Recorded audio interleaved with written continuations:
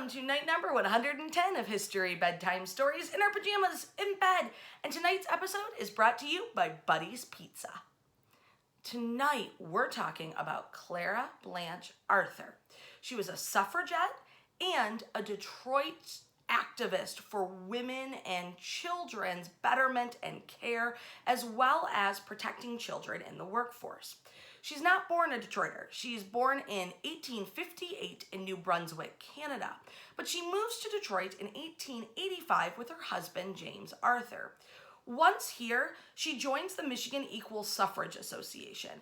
And this was a state-level group fighting to help pass the 19th Amendment, granting women the right to vote. She's seeing what's happening at the statewide level and she thinks, we really need a local Detroit chapter. So she helps to found the Detroit Equal Suffrage Association in 1886.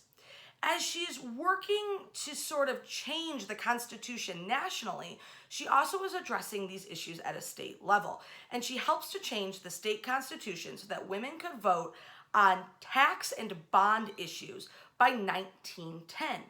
In 1911, she publishes the booklet, The Progress of Women's Suffrage in Michigan, which becomes a tome that's actually distributed throughout the nation to help other states in the process of fighting for suffrage at the state and national level. She brings women in as campaign staff, and she really starts reaching out to anyone and everyone she can, fighting for the rights of women to vote. The result was the adoption of an amendment to the state constitution in 1918, granting full suffrage to Michigan women. In addition to being an advocate for the suffrage movement and women's right to vote, she is dedicated to improving the lives of women and children in the area of Detroit and Southeast Michigan. She comes to be known as the mother of the playground movement, which that is a heck of a cool name, the mother of the playground movement. She helped to build 138 playgrounds and 17 swimming pools in the city of Detroit, all before 1929. As the chair of the Industrial and Child Labor Committees of the Michigan Federation of Women's Clubs, she helped investigate really poor working conditions that women and children were suffering in. Places like laundries, clothing factories, retail shops, and cigar factories here in the city of Detroit.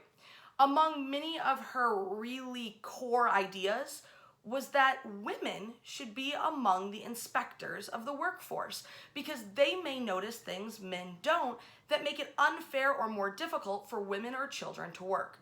She also fights incredibly hard to raise the age of consent in Michigan to 14, meaning that a girl no longer was considered legally able to give consent at the previous age of 9. 14 moves to 18 about 55 years later.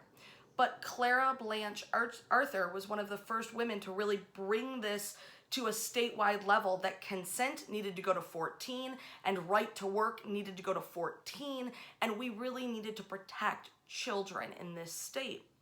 As a result of her interest in health conditions and organizations for women, that she actually founds the Detroit Anti-Tuberculosis Society in 1906 and serves as its president for 4 years. She helps found the Detroit Tuberculosis Sanitarium, and she works tirelessly to improve the lot of women and girls both politically, economically, and socially here in the city. When she dies on July 26, 1929, her funeral sees over 4,000 mourners. Today, she is buried at Woodlawn Cemetery, one of over 24 suffragettes in that cemetery alone. I hope you're enjoying History Bedtime Stories. If, in the comment section below, you tag a friend and tell us the name of another Michigan suffragette, we'll reward you with holographic City of Detroit seal stickers next week. Wash your hands.